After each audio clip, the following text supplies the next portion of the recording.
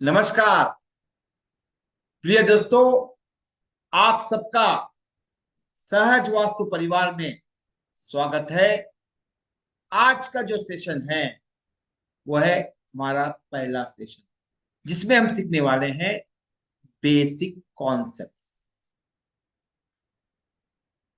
जैसे आप जानते हो, जब से हम इस संसार में आए हैं, जब से कोई ना कोई नंबर से हम रिलेट करते हैं। जैसे date of birth, Aadhaar card, जब स्कूल में एडमिशन लेते हैं तो रूल नंबर, जैसे और बढ़ते हैं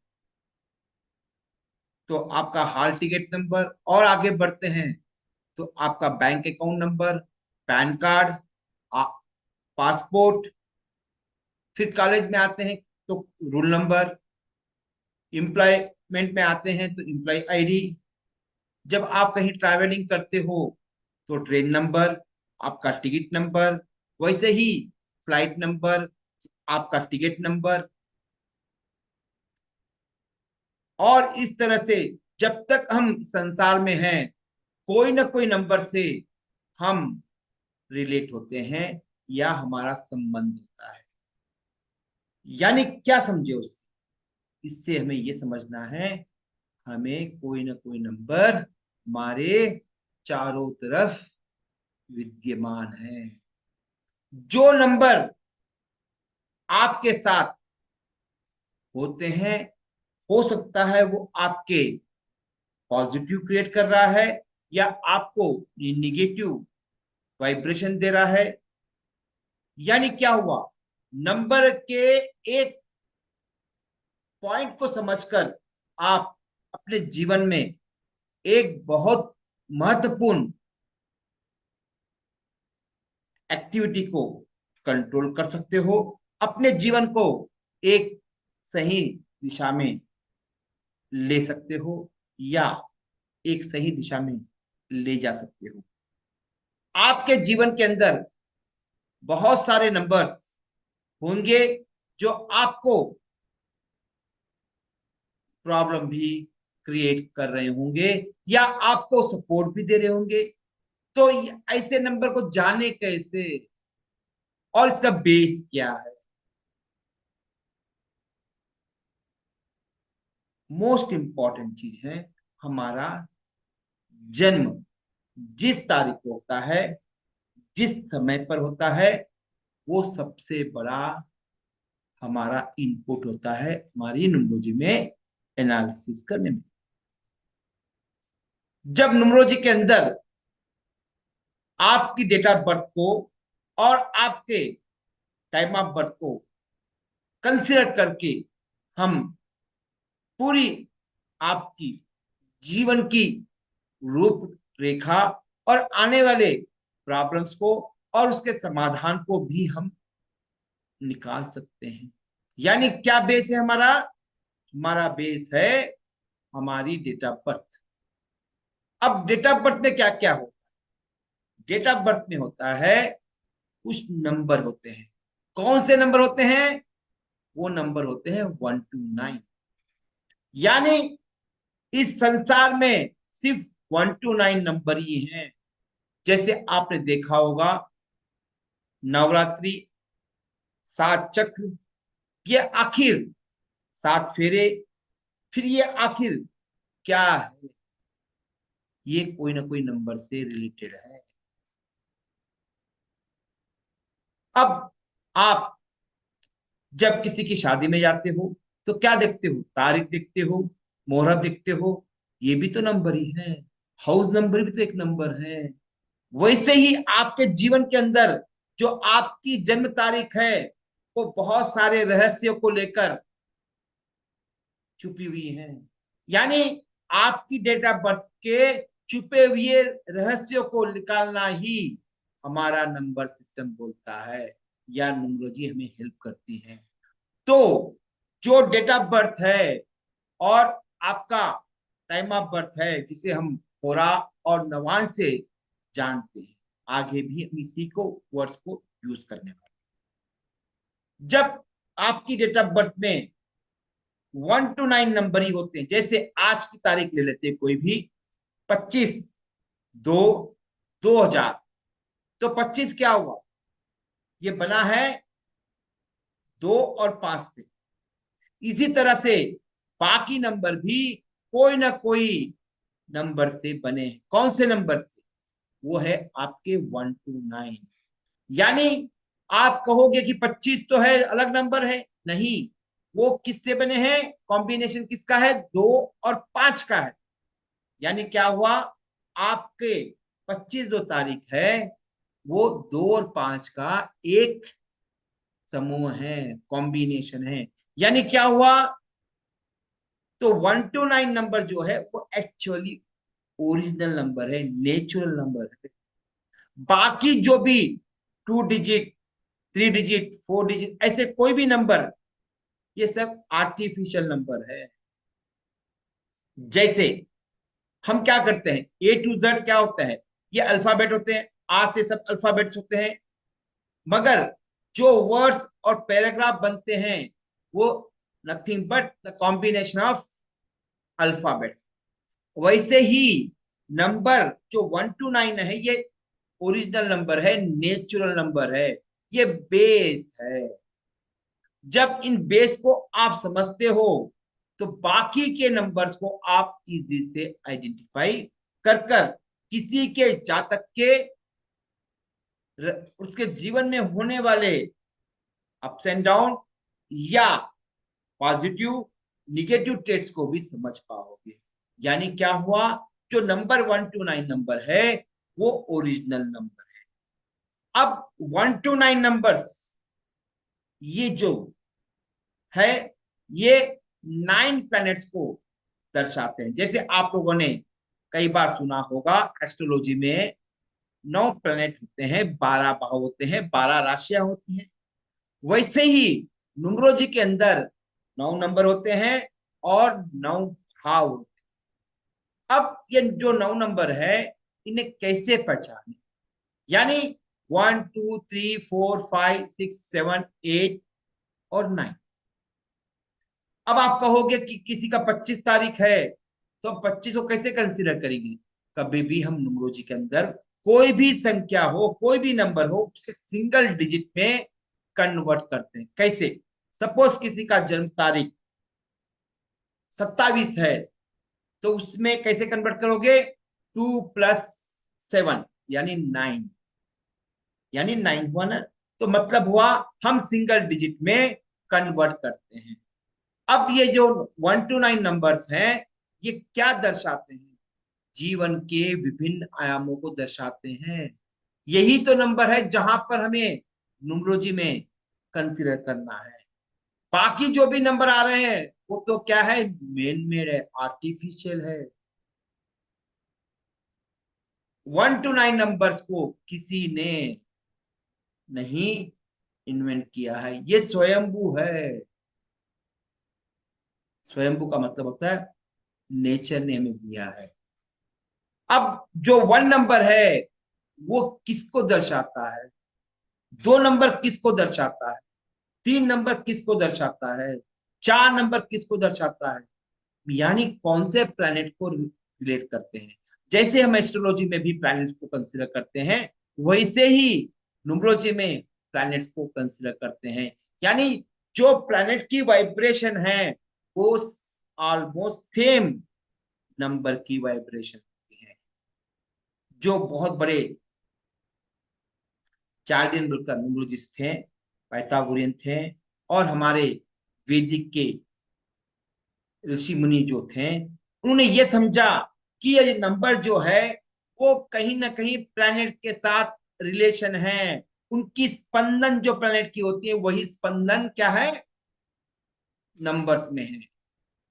तो हम इनडायरेक्टली या डायरेक्टली हम एक्चुअली न्यूमरोलॉजी में भी हम प्लैनेट को ही देखते हैं, जैसे एस्ट्रोलॉजी में देखते हैं। अब जो 1 to 9 नंबर से ये कौन से प्लैनेट्स को रिप्रेजेंट करते हैं? 1 नंबर जो है सन को रिप्रेजेंट करता है, 2 नंबर मून को रिप्रेजेंट करता है। 3 नंबर जुपिटर यानी गुरु को रिप्रेजेंट करता है। 4 यानी राहु, 5 यानी मर्क्यूरी यानी बुध, 6 यानी वीनस यानी शुक्र, 7 केतु, 8 शनि या सैटर्न, 9 यानी मार्स और मंगल।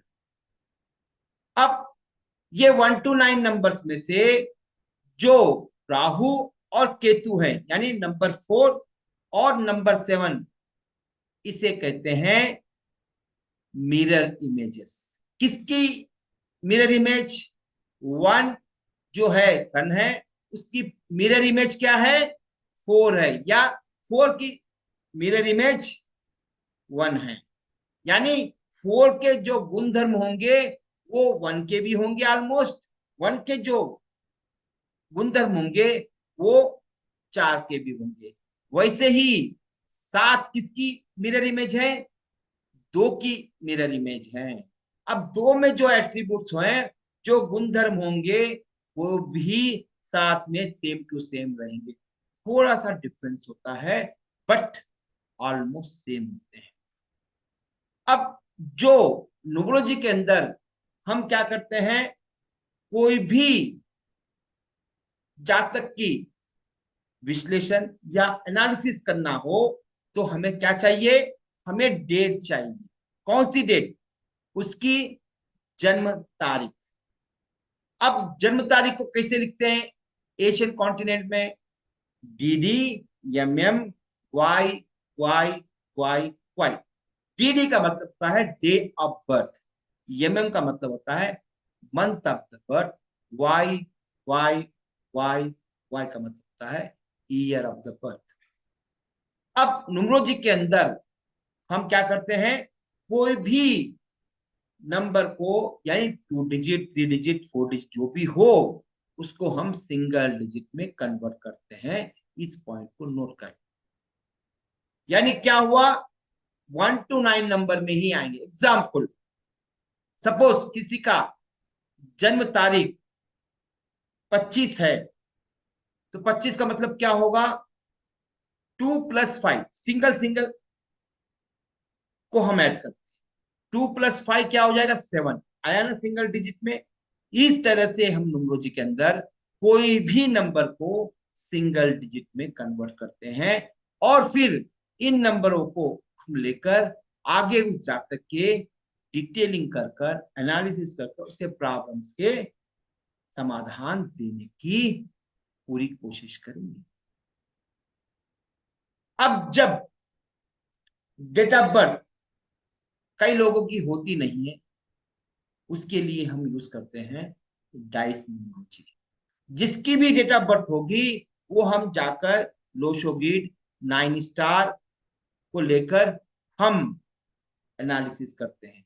बट जिसकी भी डेट ऑफ बर्थ नहीं होती है, हम यूज करेंगे डाइस न्यूमरोलॉजी। बहुत सिंपल है, hardly takes 5 to 10 minutes to understand that concept. हम आगे इसको देखेंगे जब हम रियल में लोशोगिड पे आएंगे, तब इसको हम डिटेल में पढ़ने वाले हैं।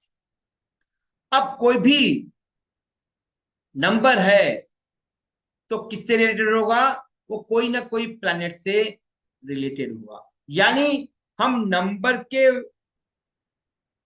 एट्रीब्यूट को समझना है तो हमें प्लैनेट के एट्रीब्यूट को समझना होगा, उसके गुण धर्म को समझना होगा। जैसे मैंने कहा, एक नंबर क्या है? सन है। 2 नंबर मून है, यानी 2 नंबर को समझना है तो हमें मून के एट्रीब्यूट्स को समझना होगा। वैसे ही एक नंबर को समझना है तो हमें सन के एट्रीब्यूट को समझना होगा। अब 3 के जो एट्रीब्यूट्स है, जुपिटर के एट्रीब्यूट को समझना पड़ेगा। मतलब हम क्या करें, इनडायरेक्टली हम 1 to 9 नंबर्स के एट्रीब्यूट्स को प्लैनेट के माध्यम से समझने की कोशिश करें। अब आगे देखते हैं एस्ट्रोलॉजी और न्यूमरोलॉजी में क्या भिन्नता है, क्या डिफरेंस है। देखिए, एक्चुअली देखा जाए तो नो डिफरेंस एट ऑल। जो हम एस्ट्रोलॉजी में कर सकते हैं वो पूरा का पूरा हम न्यूमरोलॉजी में भी कर सकते हैं। कोई भी प्रॉब्लम हम सॉल्व करते हैं एस्ट्रोलॉजी में, सेम प्रॉब्लम हम न्यूमरोलॉजी में सॉल्व कर सकते हैं। कोई न्यूमरोलॉजी एस्ट्रोलॉजी से कम नहीं है। और सीखने के माध्यम से देखा जाए तो astrology it takes years to get mastering, but numerology से आप 2 से 3 महीने में मास्टर ऑफ द मास्टर बन सकते। अब समझने के लिए, सिद्धांतिक रूप से समझने के लिए हमें थोड़ा सा और डिटेलिंग करनी पड़ेगी। न्यूमरोलॉजी के अंदर हम नंबर के वाइब्रेशन को समझते हैं, एस्ट्रोलॉजी के अंदर हम प्लैनेट के इम्पैक्ट को समझते हैं। इनडायरेक्टली हम यहां भी वही काम कर रहे हैं, बट वाइब्रेशन के रूप में कर रहे हैं। दूसरा डिफरेंस ये है, ये जो 1 to 9 नंबर्स हैं, ये जीवन की हमारे डेट ऑफ बर्थ से आते हैं। मगर एस्ट्रोलॉजी में भी डेट ऑफ बर्थ से आते हैं। मगर कई न्यूमरोलॉजिस्ट वर्ल्ड वाइड में मेरे सिवा कोई भी न्यूमरोलॉजी में टाइम ऑफ बर्थ को नहीं कंसीडर करता है।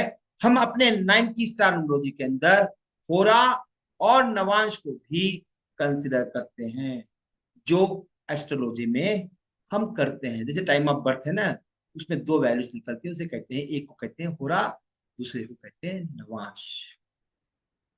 तो इस तरह से हम न्यूमरोलॉजी को भी एस्ट्रोलॉजी से कंपेयर कर सकते हैं, यानी there is no difference at all, कहने का मतलब ये है।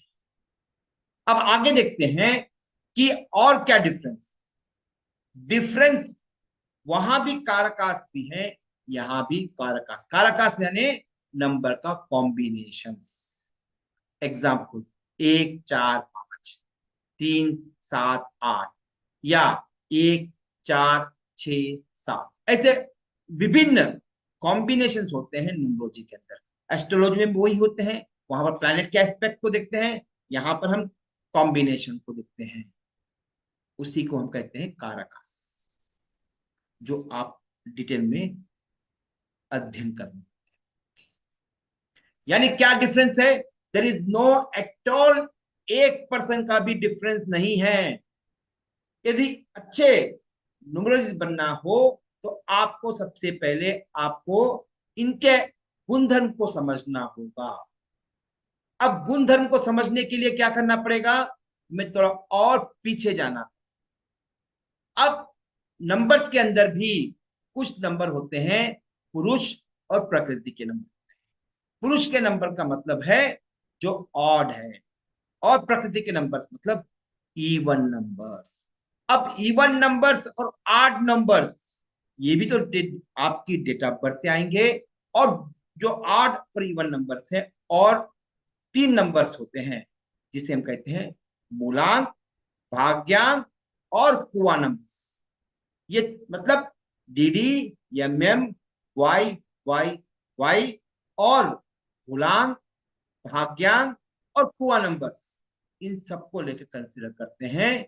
बट बेसिकली देखा जाए तो हम पुरुष और प्रकृति को DD, MM, Y Y Y Y से ही ज्यादातर हम रिलेट करते हैं। ओके, इसमें देखेंगे पुरुष नंबर कितने हैं, प्रकृति नंबर कितने हैं, मतलब और कितने हैं, इवन नंबर कितने।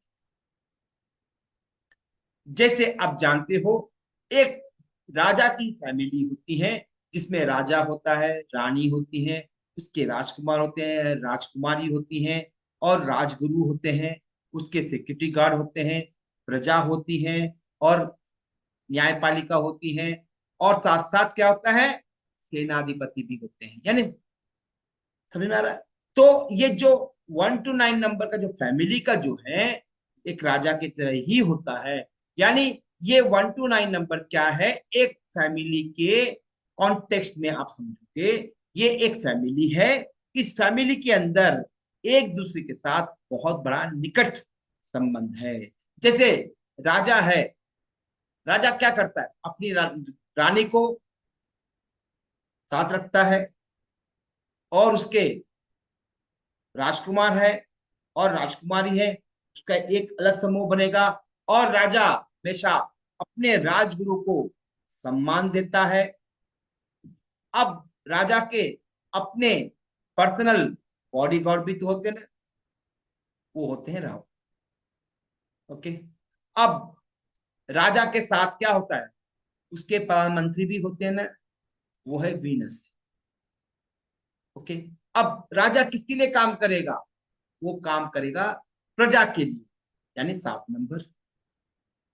अब कोई भी सलाह लेनी है किसके बारे में, न्यायपालिका के बारे में, तो राजा क्या करता है, अपने मंत्री में से एक जो बहुत न्याय उचित सलाह देता है, वो होता है आपका सैटर्न यानी शनि, यानी 8।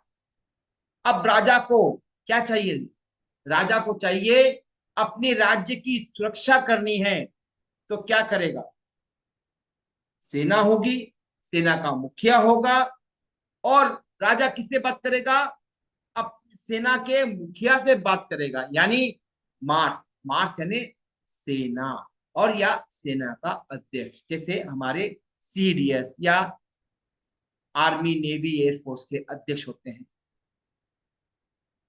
आया समझ में। अब एग्जाम्पल समझते हैं। अब सपोज राजा है, राजा किसके साथ ज्यादा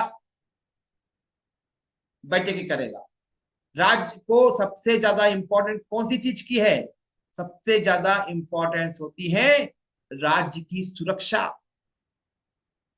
सुरक्षा में भी चूक हो जाए तो राजा बर्दाश्त नहीं करेगा। हो सकता है थोड़ी सी भी चूक, उसके दुश्मन उस पर अटैक कर ले, राज्य को कैप्चर कर ले। तो राजा सबसे किससे दोस्ती रखता है, अपने सेनाधिपति से दोस्ती रखता है। फिर दोस्ती किससे रखेगा, अपनी रानी से, फिर अपनी राजकुमारी से, और अपने राजकुमार से। अब राजा किसको संबंध ज्यादा रखता है या रेस्पेक्ट देता है सबसे ज्यादा, ये रखता है अपने राजगुरु को। यदि राजगुरु आता है तो राजा भी उठकर प्रणाम करता है। मगर कभी देखा आपने कि बाकी जो भी सेनाधिपति आएंगे, या उनके सिक्योरिटी गार्ड आएंगे, या कोई भी ऐसा मंत्री आएगा, तो राजा कर उन्हें सलाम नहीं करेगा, या नमस्ते नहीं करेगा, या विश नहीं करेगा। यानी राजगुरु जो होता है वो सबसे बड़ा इंपॉर्टेंट रोल करता है। कभी आपने रामायण महाभारत में देखी होगी ना, या बहुत सारे सीरियल्स में देखा होगा, कोई भी धर्म का हो, अपने उस्ताद को अपने सर के आंखों पर रखता है, और हमेशा वो समझता है वो उसके चरण में रहना चाहता है, क्योंकि गुरु है ना, नॉलेज देने वाला है। आया समझ में? अब आते हैं, मतलब ये हो गई उससे क्लोज फैमिली। अब नेक्स्ट लेवल की क्या फैमिली है, अब नेक्स्ट लेवल की फैमिली क्या है, उसके अपने सुरक्षा कर्मी यानी पर्सनल बॉडीगार्ड्स। जो पर्सनल बॉडीगार्ड कौन होते हैं, वो राहु से। ओके। अब नेक्स्ट क्या है, अपने मंत्री जो 6 नंबर के होते हैं, वो मंत्री को भी अपने एक अलग श्रेणी में रखता है, बट मंत्री से बात करेगा, मंत्रियों से बात करेगा, मगर उतना 100% डेडिकेटेड की जरूरत नहीं है। कभी आपने देखा कि हमारे देश के प्राइम मिनिस्टर के साथ कौन होता है, कभी देखा है कि हेल्थ मिनिस्टर कौन है, नहीं देखा ना। एजुकेशन मिनिस्टर कभी चर्चा में नहीं आते, मगर कौन आता है, फाइनेंस, डिफेंस, एक्सटर्नल अफेयर्स, ज्यादातर ये लोग आते हैं चर्चा में, क्योंकि ये इंपॉर्टेंट रोल होते हैं किसी भी राज्य को चलाने के लिए। बाकी भी इंपॉर्टेंस है, ऐसा नहीं है, बट प्राइमरी ये लोग होते हैं हमेशा प्राइम मिनिस्टर के साथ। ये कहीं भी होता है, कोई भी देश की बात। ओके। अब नेक्स्ट क्या है, प्रजा है। प्रजा क्या है, प्रजा के लिए ही तो राजा काम करता है, उनकी उद्धार के लिए काम करता है, उनकी सुरक्षा के लिए काम करता है। अब कोई केस में राजा को समझ में नहीं आता है कि क्या करे, किसकी एडवाइस ले, न्यायपालिका की एडवाइस लेते हैं। कोई बिल पास करना है, कोई ऑर्डर पास करना है, तो किसकी सलाह लेंगे, न्यायपालिका की सलाह लेंगे। और रही राज्य की सुरक्षा, वो तो सबसे मोस्ट इंपॉर्टेंट चीज होती है। इसलिए राजा हमेशा अपने सेनाधिपति को साथ रखता है। आया समझ में? इस तरह से ये 1 to 9 नंबर जो है एक फैमिली है। जब एक फैमिली के अंदर होगे तो कलह भी होगी, जिसमें कुछ लोगों से मनमुटाव भी होगा, कुछ लोग एंटी भी हो जाएंगे फैमिली में, जैसे हमारे फैमिली में भी होते हैं। हर एक की फैमिली में कुछ लोग सपोर्टिव होते हैं, कुछ लोग एंटी होते हैं, कुछ हमारे विचार उनसे नहीं मिलते हैं, कुछ लोगों से मिलते हैं, कुछ लोगों से दोस्ती होती है, कुछ लोगों से क्या होता है, मनमुटाव होता है। वैसे ही ये 1 to 9 नंबर जो है ये आपस में एक फैमिली के रूप में है, मगर ये आपस में भी विरोधी भाव में रहते हैं या एंटी हो सकते हैं। ये फैमिली की एक परिकल्पना है, जिसे समझना है तो ही आप आगे समझ पाओगे। तो 1 to 9 नंबर जो है ये आपस में फ्रेंड भी है, कुछ नंबर आपस में, कुछ नंबर आपस में एंटी भी है, कुछ नंबर आपस में न्यूट्रल भी है। इसे हम कहते हैं कंपैटिबिलिटी ऑफ नंबर्स, जो हम आगे सेशंस में देखने वाले हैं। आया समझ में? तो इस तरह से हम नंबरों को समझते हैं और उनको हम अपने जीवन में रिलेट कर कर हमारे होने वाले प्रॉब्लम्स, कठिनाई, इवेंट्स, ऐसे अनगिनत प्रॉब्लम्स को हम सॉल्व कर सकते हैं। तो आज का सेशन मैं यही समाप्त करूंगा। फिर आने वाले सेशन में आपके साथ फिर से मुलाकात होगी और एक टॉपिक के साथ। तब तक के लिए सबको मेरा नमस्कार।